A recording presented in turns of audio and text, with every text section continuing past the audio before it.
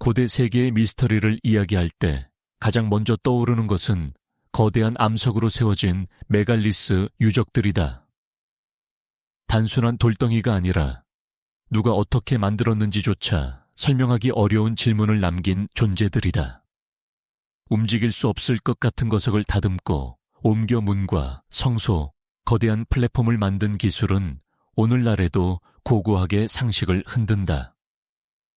어떤 유적은 그것을 만든 문명보다 더 오래된 것으로 보이고, 어떤 구조물은 당시 알려진 도구로는 설명할 수 없는 정밀함을 보여준다.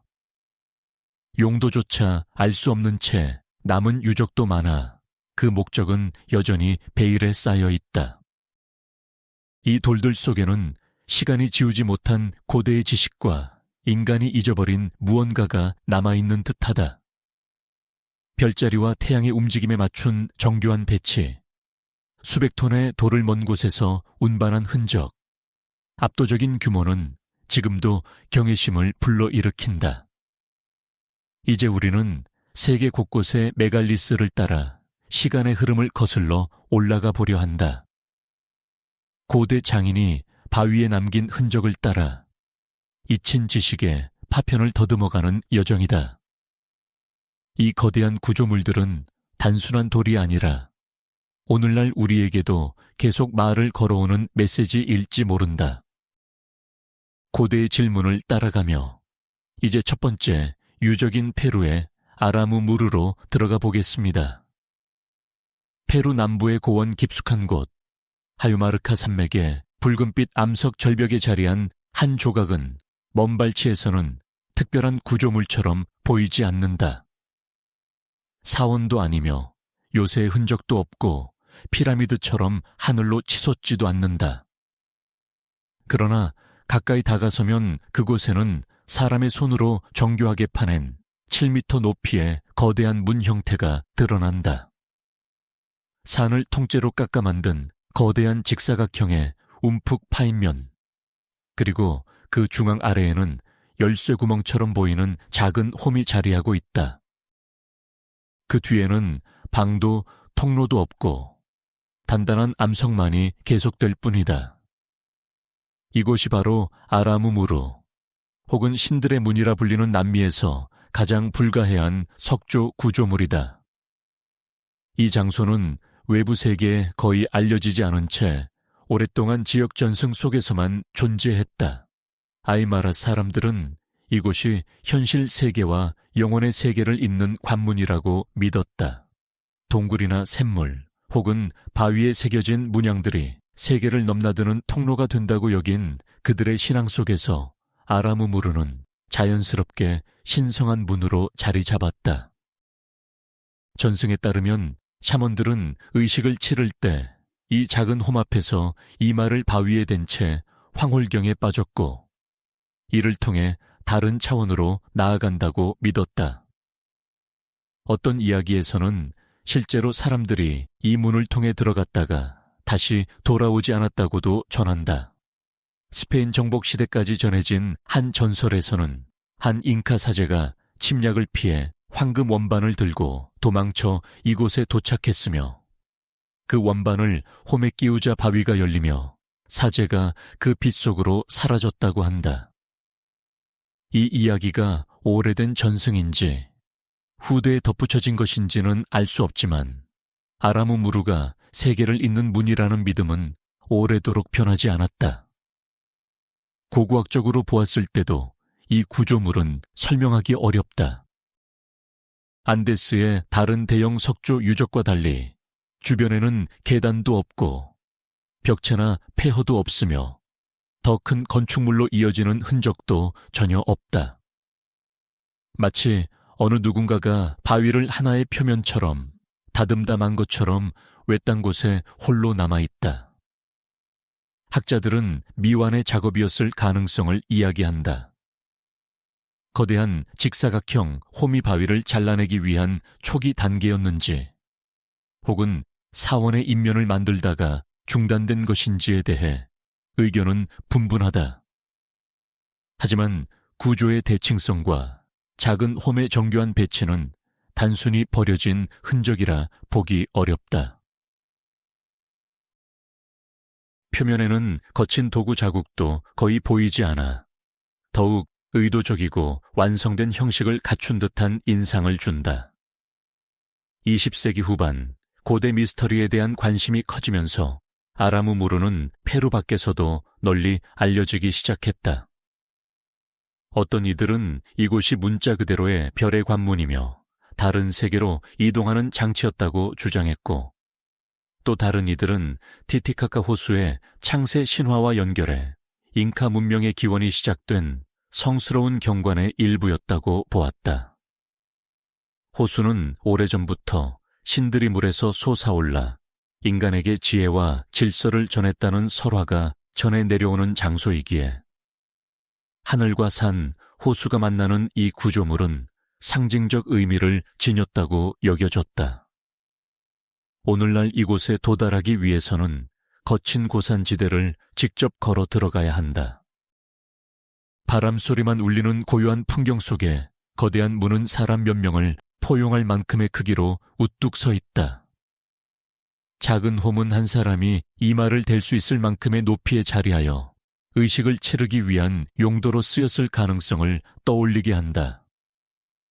방문자들 중 일부는 이곳에서 돌아간 후 생생한 꿈이나 이상한 느낌을 경험했다고도 말하지만 이는 기대감과 신비감이 만든 심리적 현상일 가능성도 있다. 그럼에도 아라무무르는 발굴된 유물도 연대를 특정할 수 있는 흔적도 없어 공백으로 남아있다. 단지 바위를 파낸 구조물이라는 사실 이외에는 그 정체에 접근할 실마리가 거의 없다. 그렇기에 이곳은 해석의 여지가 끝없이 열려 있으며 전통신앙과 고고학적 접근, 그리고 수많은 추측들이 공존하는 장소가 되었다. 확실한 것은 안데스 문화의 서문은 단순한 출입구가 아니라 세계를 잇는 상징이었다는 점이다. 이 바위문은 그 세계관을 압축적으로 보여주며 도구도 기록도 남기지 않은 채 신비만을 남기고 서 있다. 미완의 흔적일까? 아니면 우리가 아직 이해하지 못한 목적을 품은 완성된 구조물일까?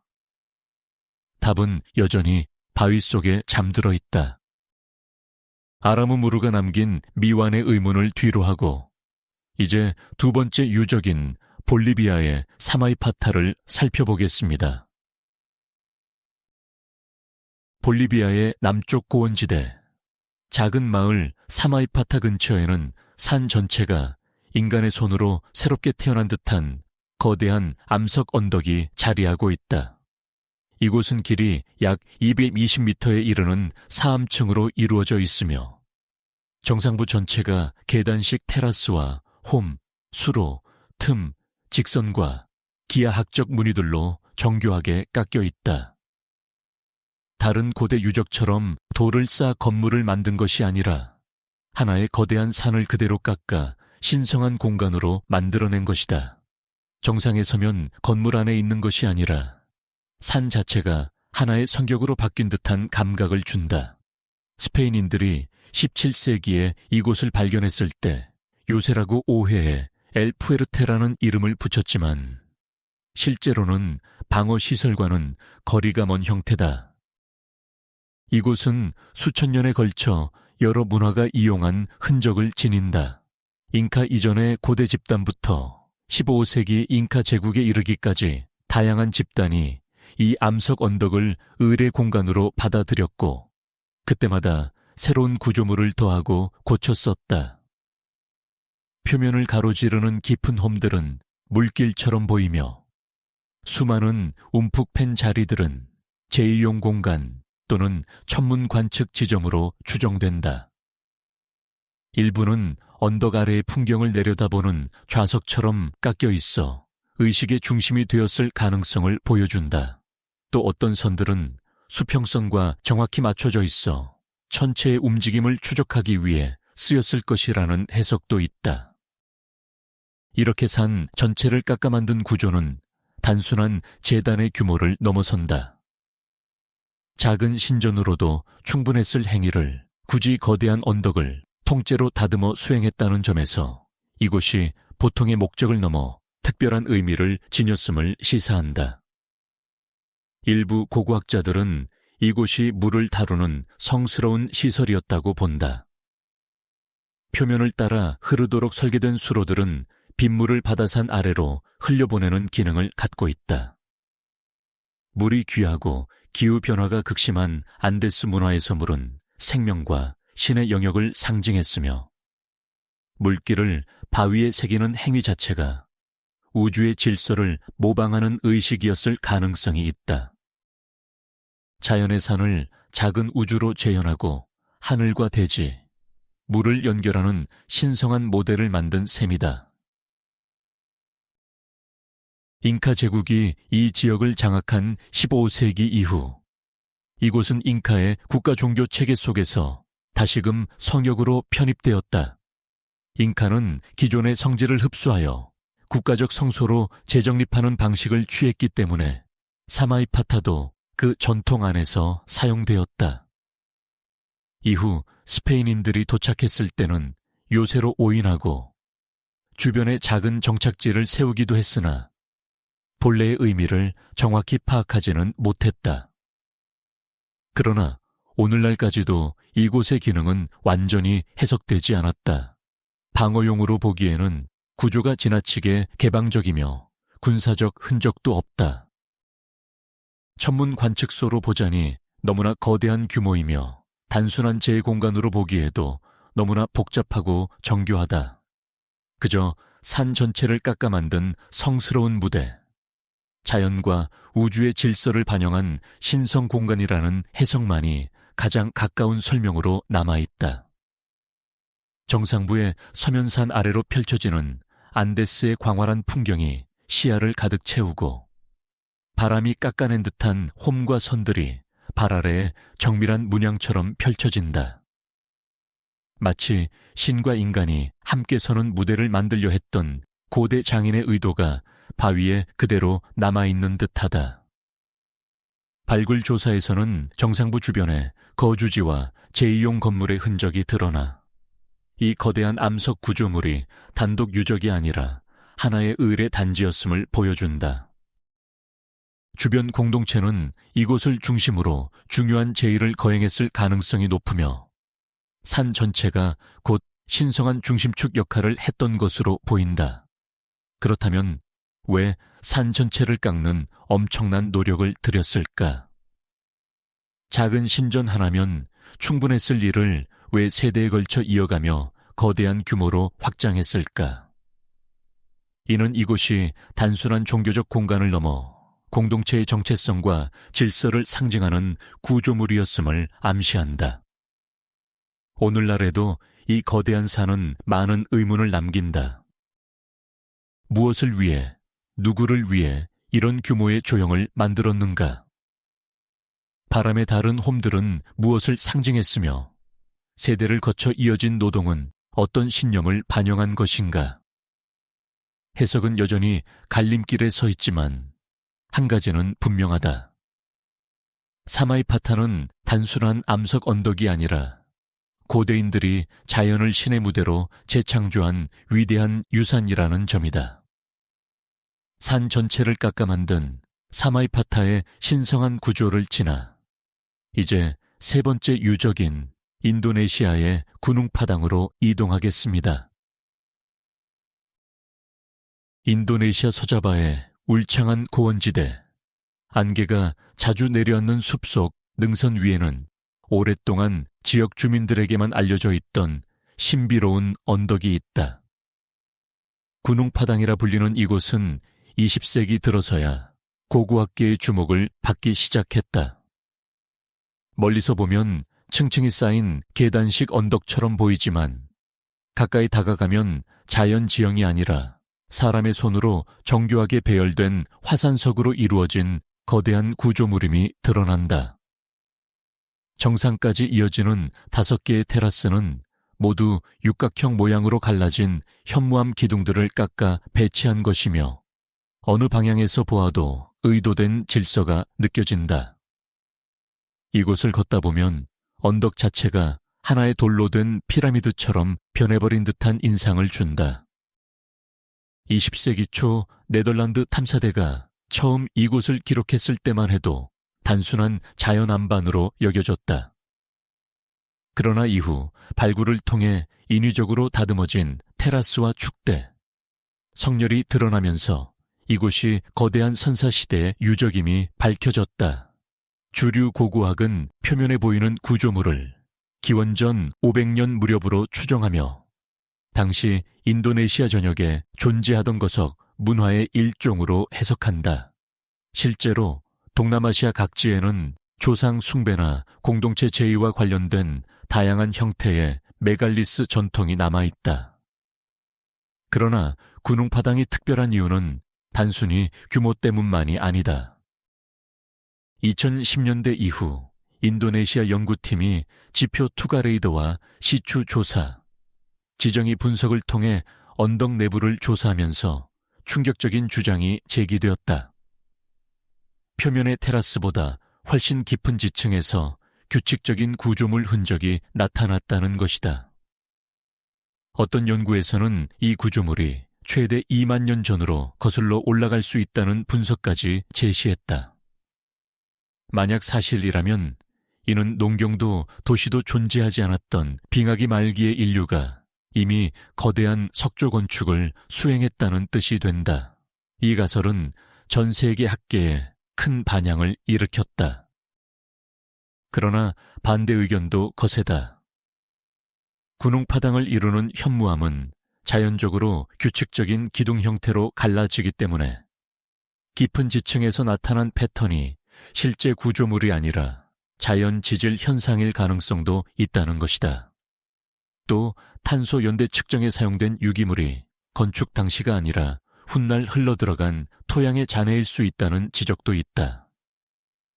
이런 이유로 군웅파당의 초고대 연대는 여전히 논쟁의 중심에 있다. 그럼에도 불구하고 논란은 쉽게 사라지지 않는다. 일부 연구자들은 지하 구조가 단순한 자연 지형과 다르다며 인위적 패턴이 반복적으로 나타난다는 점을 근거로 들어 고대의 또 다른 문명이 존재했을 가능성을 제기한다. 반면 다른 학자들은 지나친 해석을 경계하며 과학적 검증이 더 필요하다고 주장한다. 논쟁과는 별개로 군웅파당의 압도적인 풍경은 누구나 인정할 수밖에 없다. 테라스를 이루는 기둥형 돌들은 세심하게 정렬되어 있으며 계단을 오르는 내내 고대인의 손길이 남긴 질서가 느껴진다. 정상에 서면 주변 산맥이 안개 속에서 모습을 드러내고 언덕 전체가 하늘로 이어진 석계단처럼 보인다. 자연 지형과 인공 구조물이 융합된 이 풍경은 그 자체로 경이롭다. 만약 군웅파당이 2만 년 전이라는 주장이 사실이라면 인류 문명사는 다시 쓰여야 한다. 하지만 설령 몇천 년 전의 유산이라 하더라도 이곳의 독창성과 규모는 의심의 여지가 없다. 화산석을 다듬어 계단식 플랫폼을 만들고 세대를 이어가며 구조를 확장한 흔적은 동남아시아 선사 문화의 정수라 할 수 있다. 오늘날 군웅파당은 연구자와 여행자, 그리고 영적 성지로 찾는 이들까지 끊임없이 모여드는 장소가 되었다. 과학은 여전히 이 언덕의 연대를 확정하지 못했으며 고대 장인들이 남긴 의도 또한 베일에 쌓여 있다. 그러나 한 가지는 분명하다.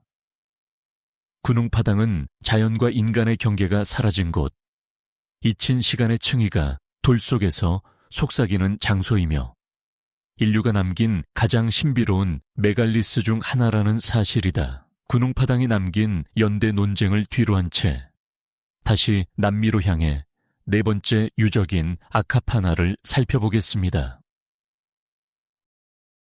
안데스 고원의 거친 바람이 스치는 볼리비아 평원 한가운데 해발 4,000m에 이르는 고도에 자리한 티아우아나쿠 유적은 잉카 제국보다 훨씬 오래된 문명의 중심지였다. 그 중심부에 우뚝 솟아있는 구조물이 바로 아카파나 피라미드다. 정면에서 바라보면 이 피라미드는 고대 메소아메리카의 계단식 피라미드를 떠올리게 하지만 형태와 구조는 오직 티아우아나쿠 문화의 독자적인 방식으로 완성되어 있다. 약 200m에 걸쳐 사방으로 뻗은 기반부는 위에서 보면 십자 모양을 이루며 유릴개의 계단식 단층이 층층이 쌓여 원래는 17m 높이에 이르렀다고 한다. 각 단층은 거대한 석재로 정교하게 다듬어져 있었고 정상부에는 깊게 파인 사각에 함몰 공간이 있어 열린 하늘 아래에서 의식을 치르는 성경 역할을 했던 것으로 보인다. 아카파나의 가장 신비로운 요소 중 하나는 물길이다. 피라미드 내부와 외벽을 따라 정교하게 설계된 수로가 배치되어 있어 정상에 내린 빗물이 계단을 따라 흐르며 구조물 전체를 가로지르도록 되어 있다. 물줄기는 마치 산에서 흘러내리는 자연의 강처럼 흐르도록 설계되어 있었으며 이는 안데스 세계관에서 산과 물이 신성한 존재임을 고려할 때 단순한 배수시설을 넘어 상징적 의미를 지닌 것으로 보인다. 고대 안데스인에게 산은 생명의 근원이자 신들의 거처로 여겨졌고 물은 하늘과 땅을 잇는 생명의 흐름이었다. 따라서 인간이 만든 거대한 산 형태의 구조물에 물길을 흐르게 하는 행위는 우주의 질서를 모방한 의례적 구조였을 가능성이 크다.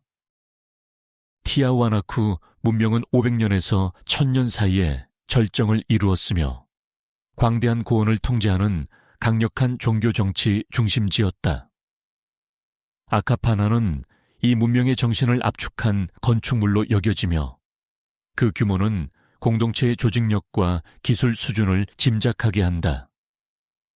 그러나 이 유적에는 풀리지 않은 수수께끼가 많다. 우선 이런 거대한 석재들이 어디에서 어떻게 운반되었는지 명확하지 않다. 일부 안사남 블록은 티티카카 호수를 건너 40km 이상 떨어진 채석장에서 가져온 것으로 추정되며 다른 사암 블록은 더 먼 곳에서 운반되었다. 바퀴도 대형 짐승도 없던 시대에 수톤에 이르는 돌을 이동시키는 과정은 상상을 초월하는 협력이 필요했을 것이다. 실험 고고학에서는 많은 사람이 밧줄과 썰매, 목재 굴림대를 이용하면 이론적으로 이동이 가능하다고 말하지만 험준한 지형과 호수까지 포함한 실제 이동 경로를 고려하면 여전히 풀리지 않는 의문이 남는다. 또한 아카파나가 과연 완성되었는지조차 분명하지 않다.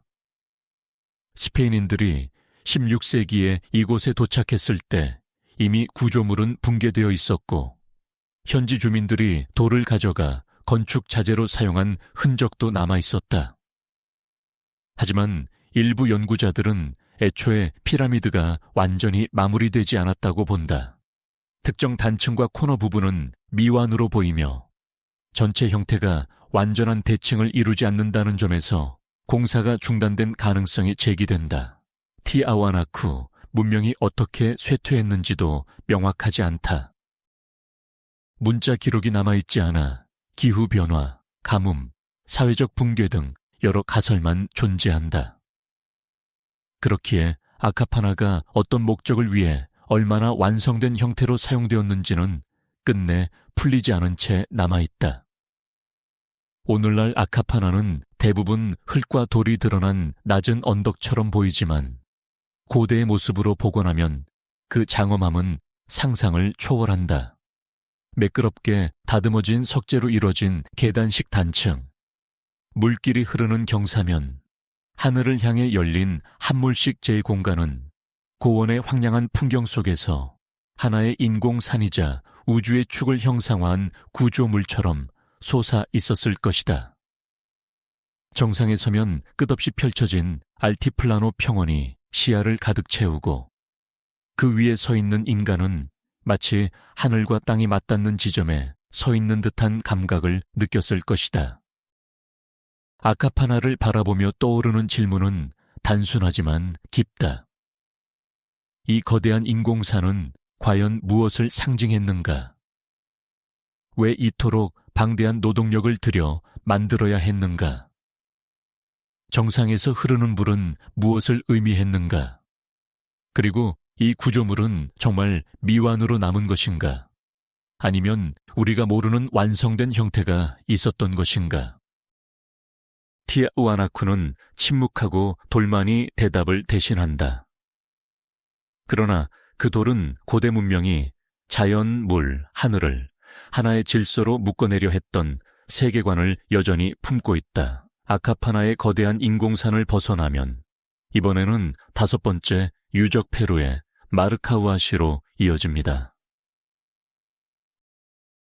리마 북동쪽 해발 4,000m가 넘는 고원지대에 자리한 마르카우아시는 바람과 시간에 깎인 돌들로 가득한 황량한 대지다. 이곳에서는 걷는 내내 거대한 바위에서 얼굴, 동물, 기묘한 형상이 끝없이 나타나며 시야가 닿는 곳마다 누군가가 의도적으로 조각한 듯한 이미지가 따라온다. 수세기에 걸쳐 탐험가와 연구자들의 호기심을 자극한 이유가 바로 여기에 있다. 20세기 중반 연구자 다니엘 루소가 이 고원을 세상에 알리면서 마르카우아시는 신비로운 유적으로 국제적 관심을 받기 시작했다. 루소는 이곳의 형상들이 우연히 만들어진 자연 구조물이 아니라 잊힌 문명이 남긴 조각이라고 주장했다. 그에 따르면 마르카우아시는 신들, 인간, 동물을 묘사한 거대한 석조 갤러리이며 기록되지 않은 초고대 문화의 흔적이 암석 속에 새겨져 있다는 것이다. 이 주장은 동조자와 비판자를 동시에 불러 모으며 논쟁의 불씨가 되었다. 마르카우아시의 바위들은 실제로 놀라울 만큼 다양한 형상을 보여준다. 어떤 것은 사람의 얼굴을 정교하게 닮았고, 어떤 것은 사자나 낙타, 혹은 스핑크스처럼 보이는 형태를 띈다. 수많은 돌에서 이처럼 의도된 것 같은 형상이 반복적으로 나타나자 사람들은 이곳이 자연의 작품인지 고대인의 손길이 더해진 것인지 질문을 던지기 시작했다. 그러나 지질학자들의 설명은 다르다. 이 고원은 화산암과 침식층으로 이루어져 있으며 오랜 세월 바람과 물에 깎이면서 다양한 형태가 자연적으로 생겨났다는 것이다. 인간이 얼굴과 동물 형상을 인식하는 인지적 특성, 즉 파레이돌리아 현상이 마르카우아시에서 더욱 극적으로 작동했을 뿐이라는 주장이다. 지질학자들은 바위의 형태가 너무도 다양하고 무작위적이어서 고대 조각품으로 보기에는 근거가 부족하다고 지적한다. 그럼에도 일부 연구자와 탐험가들은 몇몇 형상이 자연적 침식으로는 설명하기 어려울 만큼 비례와 각도가 정교하다고 주장한다. 또한 일정한 방향으로 배열된 듯한 돌들의 배치가 의도성을 시사한다고 보기도 한다. 그러나 이러한 주장 역시 확증할 만한 유물이나 건축 흔적이 없어 여전히 추측에 머문다. 문명이나 작업 흔적을 가늠할 만한 도구나 구조물이 발견되지 않은 이상 해석은 끝없이 갈라질 수밖에 없다. 지역 전통은 또 다른 관점을 제공한다. 오래전부터 이 고원은 치유와 환영, 영적 체험이 일어나는 장소로 여겨져 왔으며 샤먼들은 이곳에서 제의를 치렀다고 한다. 현대 방문자들 중 일부는 이곳에서 이상한 꿈이나 강렬한 감각을 경험한다고 말한다.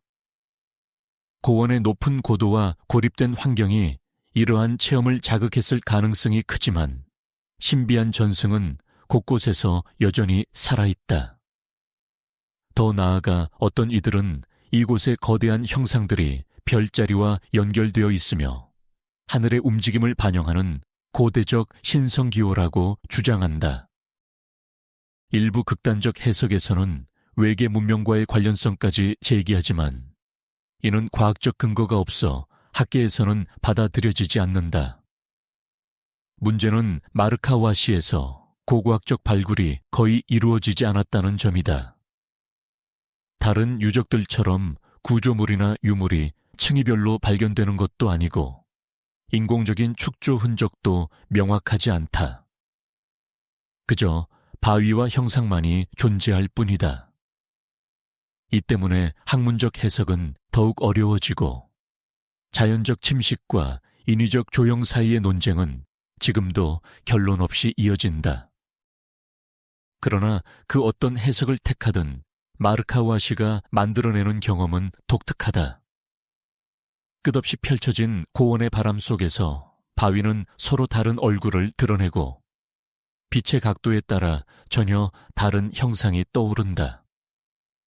인간이 만든 조각인지 자연이 빚어낸 기적인지 알 수 없지만 그 어느 쪽이든 돌은 침묵 속에서 강렬한 존재감을 발산한다.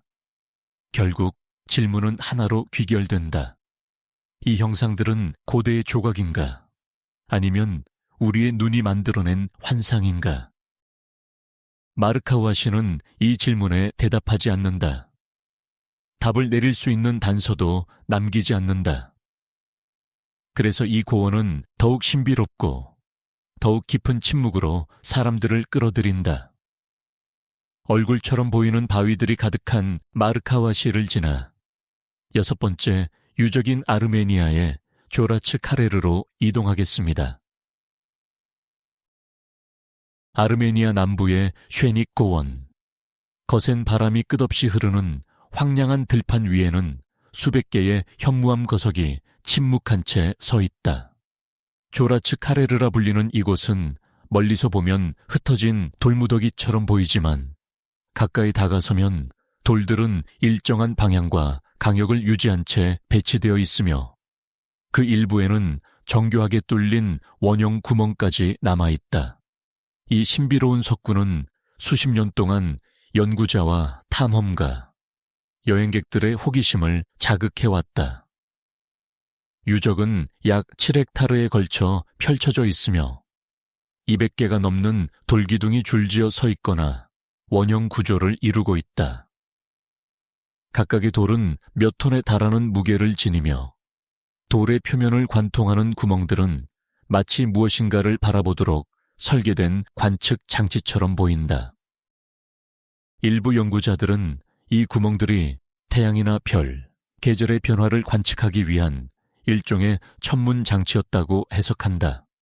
구멍을 통해 특정 지점을 바라보면 동진화하지 또는 특정 별자리의 출현을 정확히 관찰할 수 있다는 주장도 제기되었다.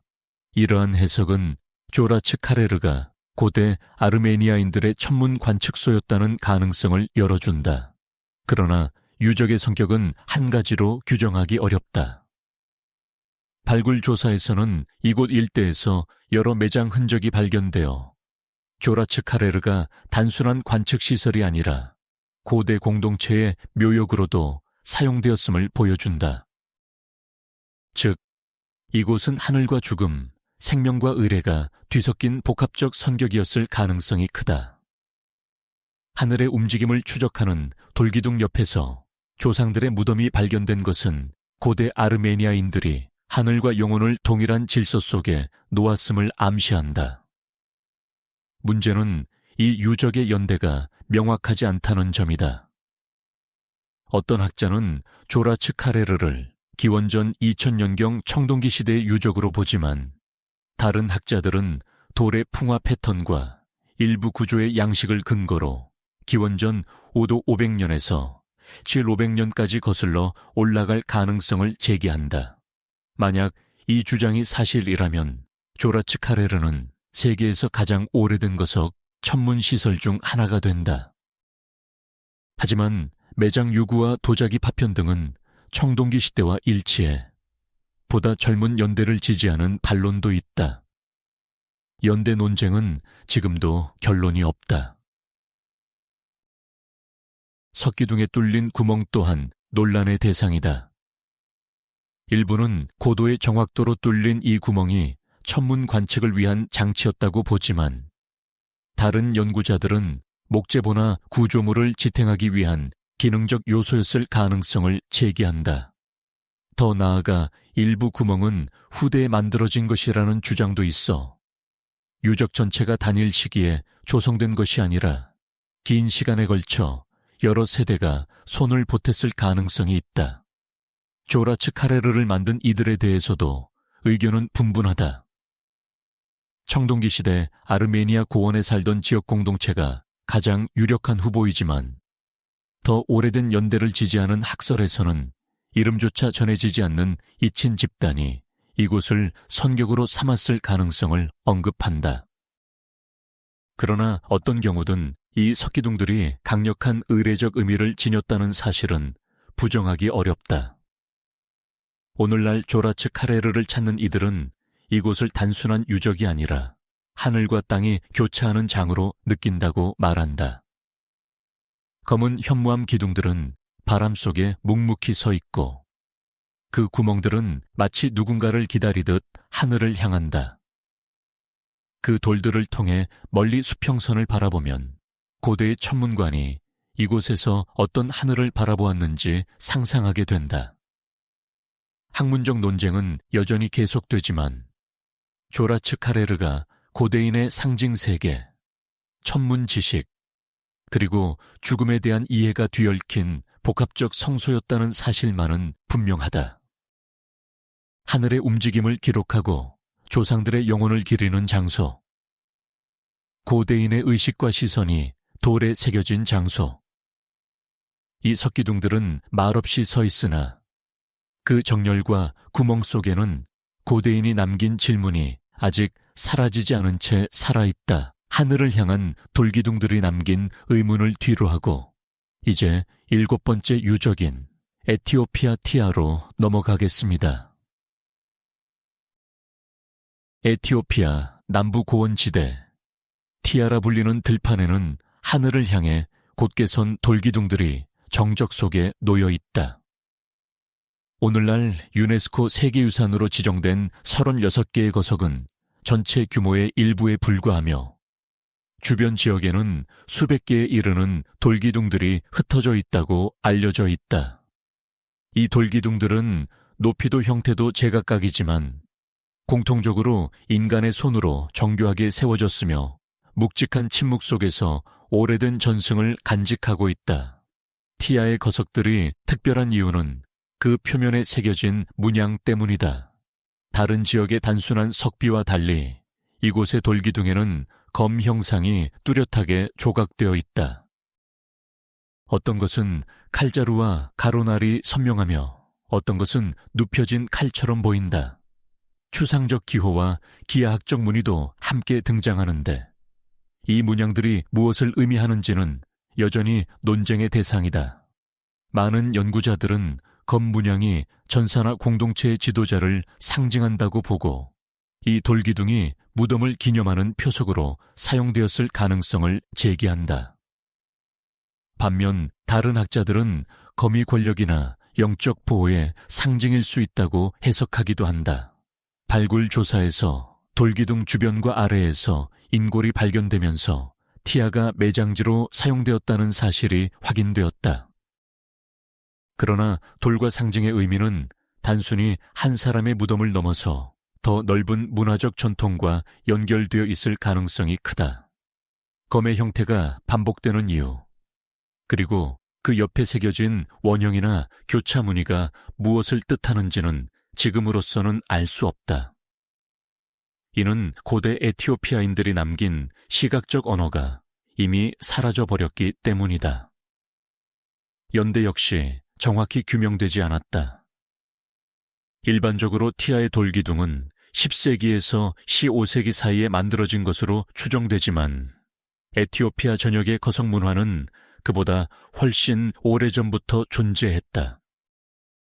일부 연구에서는 이 거대한 석비 전통이 기원전 첫 번째 천년까지 거슬러 올라갈 수 있다고 말하며 티아 역시 더 오래된 문화의 연장선일 가능성을 제기한다. 그러나 기록의 부재와 발굴 자료의 부족으로 인해 정확한 시기를 특정하기는 어렵다. 티아의 조각을 남긴 사람들이 누구였는지도 확실하지 않다. 당시 남부 에티오피아에는 다양한 쿠시트계 집단과 여러 지역 문화가 공존했으며 민족 이동 역시 활발했다. 검 문양이 강한 전사 문화를 암시하며 공동체 간 갈등이나 지배 구조가 있었음을 시사한다는 해석도 있다. 그러나 이를 뒷받침할 만한 문헌 자료가 없어 모든 해석은 추정에 머무른다. 더 나아가 일부 연구자들은 돌기둥의 기하학적 문양이 단순한 장식이 아니라 복잡한 상징 체계를 담고 있다고 본다.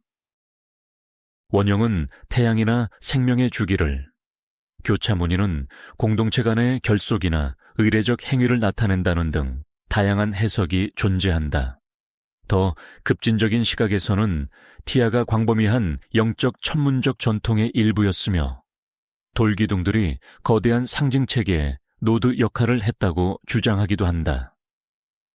그러나 이런 해석들은 아직 명확한 근거를 찾지 못했다. 오늘날 티아를 방문하면 돌기둥들이 약간 기울어진 채 바람을 맞고 서 있는 모습을 볼 수 있다. 표면은 세월에 닳아 희미해졌지만 검의 형태는 여전히 날카롭다.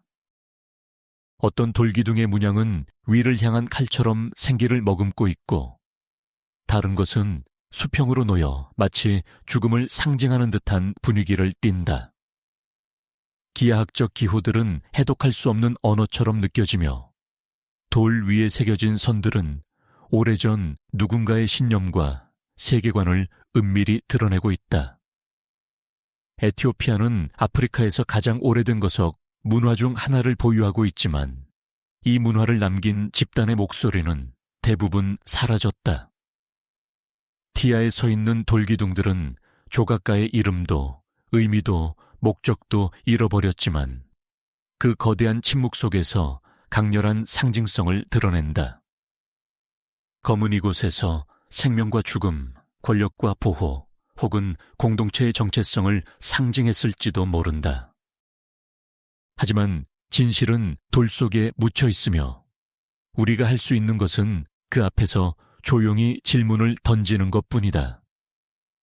티아의 돌기둥들은 오늘도 서 있다. 날이 갈수록 희미해지는 흔적 속에서도 사라진 문명의 의식과 믿음을 어렴풋이 품은 채 검 문양이 새겨진 티아의 돌기둥을 지나 8번째 유적인 페루의 세친 바오를 살펴보겠습니다. 페루 북부 카스마 계곡의 끝자락, 건조한 평야 위에 자리한 세친 바오는 오늘날 폐허처럼 보이지만 고고학자들에게는 아메리카에서 가장 오래된 건축 전통 중 하나를 보여주는 중요한 유적이다. 겉으로 드러난 낮은 벽과 사각의 공간은 단순한 잔해처럼 보이지만 발굴이 진행될수록 이곳이 기원전 3500년경부터 사용된 거대한 제의 중심지였다는 사실이 드러났다. 이는 아메리카 대륙에서 문명적 복잡성이 시작된 시점에 대한 기존 통념을 뒤흔드는 발견이었다. 세친 바오의 핵심은 층층이 쌓인 건축의 시간이다. 가장 오래된 단계에서는 석재와 흙을 섞어 만든 원형의 한 몰씩 광장이 존재했으며 이 구조물은 공동체가 의식을 위해 모이는 장소로 사용되었을 가능성이 크다. 이 최초의 광장이 만들어진 후 후대의 사람들은 또 다른 플랫폼과 벽을 쌓아 올리면서 이전 구조물을 점차 덮어갔다. 이렇게 한 시대의 건축이 다음 시대의 건축 아래에 묻히는 방식은 수천 년에 걸쳐 반복되었으며 그 결과 세친 바오는 마치 여러 장의 기록을 겹겹이 쌓아 올린 두꺼운 고대의 문서처럼 변했다. 이곳에서 발견된 지층은 단순한 재건축이 아니라 의도적인 봉인과 재탄생의 흔적으로 보인다. 어떤 구조물은 완전히 묻혀 새로운 공간이 그 위에 세워졌으며 이는 공동체가 시간이 흐를 때마다 성소를 새롭게 정립했음을 암시한다. 이 과정에서 돌벽, 계단식 플랫폼, 넓은 광장 등이 세대마다 조금씩 다른 형태로 모습을 드러낸다. 세친 바오가 왜 중요한가? 건축 기술이 발전하고 공동체가 규모를 확장하며 의례 구조물이 점차 복잡해졌다는 사실은 이 지역에서 이미 매우 이른 시기에 조직된 사회가 존재했음을 의미한다. 기존 학계는 페루의 본격적인 대규모 건축이 약 기원전 3000년경 시작된다고 보았지만 세친 바오는 그보다 최소 수백 년 앞선 시기에 이미 고도로 계획된 재의 중심지가 존재했음을 보여준다.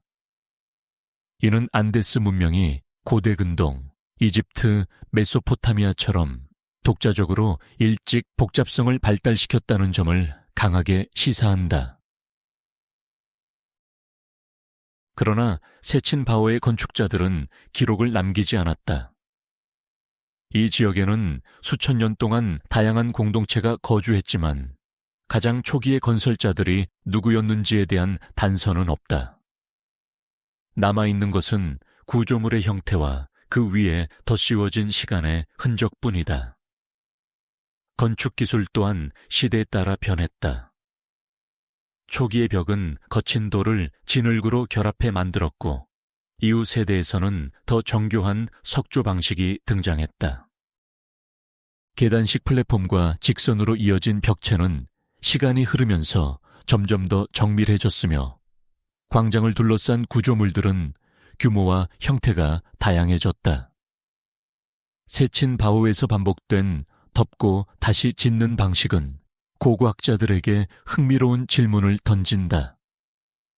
왜 공동체는 기존의 신성 구조물을 완전히 묻어버리고 새로운 구조물을 그 위에 세웠는가? 이는 환경 변화나 권력 교체, 혹은 천문적 주기와 연관된 의례적 갱신과 같은 다양한 가능성을 열어준다. 오늘날의 세친 바오는 황량한 들판 위에 희미하게 남아있지만 그 잔해 속에는 수천 년 동안 이어진 건축과 신앙의 맥박이 흐르고 있다. 광장에 서면 오래전 사람들이 이곳에서 모여 의식을 치렀던 순간이 바람 속에서 되살아나는 듯하다. 반복적으로 매장되고 다시 세워진 구조물은 마치 공동체의 기억을 돌 속에 새겨 넣은 듯하며 세대를 이어가며 이 성소를 유지하려 했던 의지가 독특한 무게감으로 다가온다. 그러나 이곳이 왜 몇천 년 동안 계속 사용되었는지는 여전히 수수께끼다. 왜 특정 장소가 이렇게까지 지속적으로 신성한 공간으로 유지되었을까? 그 이유를 밝혀낼 기록도 도구도 남아있지 않다. 세친 바오는 고대 안데스 문명이 단순히 발전한 것이 아니라 매우 이른 시기부터 복잡한 사회 구조와 종교적 전통을 갖추었음을 보여주는 귀중한 증거다. 동시에 이 유적은 우리에게 질문을 던진다. 공동체는 왜 성소를 세대마다 묻고 다시 지었는가? 그 과정에서 어떤 믿음과 우주관이 작동했는가? 그 답은 여전히 폐허 속에 잠들어 있다. 겹겹이 쌓인 세친 바오의 시간을 뒤로하고 9번째 유적인 키르기스스탄 촐포나타 암각화로 이어가겠습니다. 키르기스스탄 이시쿨 호수의 북쪽 기슭, 설산 텐샨이 수평선을 가르는 광활한 초원 위에는 수천 년의 시간이 새겨진 거대한 암석 화랑이 펼쳐져 있다. 촐포나타 암각화 유적으로 알려진 이곳은 40헥타르가 넘는 면적에 걸쳐 5,000개 이상의 바위가 흩어져 있으며 그 표면에는 사냥 장면, 동물, 태양 문양, 인간의 형상, 그리고 신비로운 상징들이 고요히 남아있다. 이 암각화들은 청동기 시대부터 중세 초기까지 이어진 여러 문화가 남긴 기록이며 중앙아시아의 장구한 역사와 신앙, 생활이 돌 위에 포개져 있다. 가장 오래된 암각화는 기원전 1500년 무렵으로 추정되며 이시쿨 지역의 초기 목축 공동체가 남긴 사냥 장면이 중심을 이룬다. 바위에는 이벡스, 사슴, 야생 황소 같은 동물들이 생생한 역동성으로 그려져 있고 사냥꾼들이 이들을 추격하는 모습이 묘사되어 있다. 이는 단순한 생활 기록일 수도 있고 사냥의 성공을 기원하는 의례적 이미지였을 수도 있다. 시간이 흐르며 새로운 요소들이 등장한다. 철기시대에는 전차를 탄 인물과 말이 나타나며 이는 유라시아 초원 전역에서 발달한 기마전차 문화와의 연관성을 보여준다. 인간 형상은 때로 춤추는 모습 또는 의식을 치르는 형태로 등장하고 태양과 방사형 문양 같은 상징은 공동체가 하늘의 움직임에 깊은 관심을 가졌음을 암시한다. 암각화들은 무질서하게 흩어진 듯 보이지만 특정 지역에서는 일정한 방향과 구성으로 모여 있는 경우도 있다. 일부 연구자들은 이러한 배치가 천문학적 목적과 관련되었을 가능성을 제기한다. 바위에 새겨진 특정 문양이 동지나 하지와 같은 계절적 사건 또는 특정 별자리의 출현과 연관될 수 있다는 것이다. 그러나 이를 뒷받침할 결정적 증거는 아직 발견되지 않았다. 촐포나타의 제작자는 단일 집단이 아니었다. 이시쿨 일대에는 수천 년 동안 다양한 문화가 지나갔고 그들은 바위에 자신들의 신념과 경험을 남겼다. 목축민, 사냥꾼, 유목부족, 초기 투르크 집단에 이르기까지 다양한 문화가 이곳에 흔적을 남겼다. 이 때문에 촐포나타는 단일한 해석을 허락하지 않는다. 각각의 암각은 그 시대와 집단의 독자적 세계관을 반영하고 있으며 동일한 기호라 해도 시대에 따라 의미가 달라졌을 가능성이 크다. 암각화의 기능 또한 단정할 수 없다. 어떤 학자는 사냥 성공을 기원하는 주술적 장면으로 보았고 또 다른 학자는 영혼과 우주의 질서를 설명하는 신화적 기록으로 보았다. 더 나아가 암각화가 공동체의 영역 표시 역할을 했거나 특정 집단의 정체성을 상징했을 가능성도 제기된다. 일부 연구자들은 촐포나타의 암각화들을 일종의 선사시대 기록물로 해석하며 장기적 관점에서 축적된 지식이 상징적 형태로 바위에 저장된 것이라고 본다. 이러한 해석은 과학적으로 입증되지는 않았지만 암각화의 방대함과 반복되는 상징성은 분명 단순한 장식 이상의 의미를 품고 있다. 오늘날 촐포나타 유적을 걷다 보면 돌마다 다른 시대의 목소리가 담겨 있음을 느끼게 된다. 바위 표면의 거칠고 깊은 선들은 세월에 닳아 희미해졌지만 사냥의 긴장감, 태양을 향한 경배, 기마 문명의 진동이 여전히 돌 속에서 웅얼거리는 듯하다. 주변을 둘러싼 산맥과 이시쿨 호수의 푸른 물빛은 암각화에 담긴 세계관을 더욱 신비롭게 비춘다. 이 암각화들이 단순한 예술인지, 의례인지, 천문 지식의 기록인지에 대한 결론은 아직 내려지지 않았다. 그러나 한 가지는 분명하다. 촐포나타는 돌 위에 새겨진 거대한 기억의 장이며 수천 년에 걸쳐 이어진 중앙아시아 문화의 숨결을 고스란히 품고 있는 장소다 초원에 새겨진 촐포나타의 긴 역사를 지나 이제 마지막 10번째 유적인 몰타의 거석 사원을 살펴보겠습니다. 지중해의 중앙, 유럽과 북아프리카 사이에 떠있는 작은 섬 말테는 인류가 남긴 가장 오래된 석조 사원들이 자리하고 있다. 하가르킴, 문하이드라, 기간티아로 이어지는 이 거대한 구조물들은 기원전 3년 600년에서 최초 500년 사이에 세워진 것으로 알려져 있으며 이는 영국의 스톤헨지나 이집트 초기 피라미드보다도 앞선 시기다. 아직 금속 도구조차 널리 사용되지 않았던 때에 이처럼 거대한 돌을 다듬어 정교한 사원을 세웠다는 사실은 고고학자들을 지금까지도 놀라게 한다. 말타의 사원들은 단순한 거석 배열이 아니라 내부 공간이 세심하게 설계된 복합 건축이다. 거대한 석재는 유자 형태의 방과 둥근 전실을 이루며 내부 기둥과 벽체는 절묘한 곡선을 그린다. 건축가의 이름도 남지 않았고 사용된 도구도 명확히 남아있지 않지만 세밀한 마감과 정교한 형태는 고도로 숙련된 장인 집단이 존재했음을 보여준다. 어떤 돌은 그 무게가 수십 톤에 이르며 어떻게 채석하고 운반했는지에 대한 확정된 답도 없다. 섬 내부에서 돌을 가져온 것으로 추정되지만 당시 기술 수준으로는 이러한 규모의 작업이 어떻게 가능했는지 설명하기 어렵다. 사원들이 향하는 방향도 주목할 만하다. 하가르킴과 메우나이드라 사원은 동지와 하지의 일출이 정확히 문과 복도를 통과하도록 정렬되어 있다. 이는 단순한 우연으로 보기 어려운 정밀한 천문 지식이 반영된 것으로 고대 말타 사람들이 하늘의 주기와 계절의 흐름을 세밀히 관찰했음을 시사한다. 사원의 구조는 마치 시간과 빛을 활용하는 거대한 기계처럼 작동하며 중요한 날에는 태양이 특정 방의 중심을 정확히 비추도록 설계되어 있다. 이는 제의적 목적과 천문 관측이 결합된 복합적 성소였을 가능성을 높인다. 말타 사원 문화를 더욱 신비롭게 만드는 점은 이 문화를 남긴 사람들이 갑자기 사라졌다는 사실이다.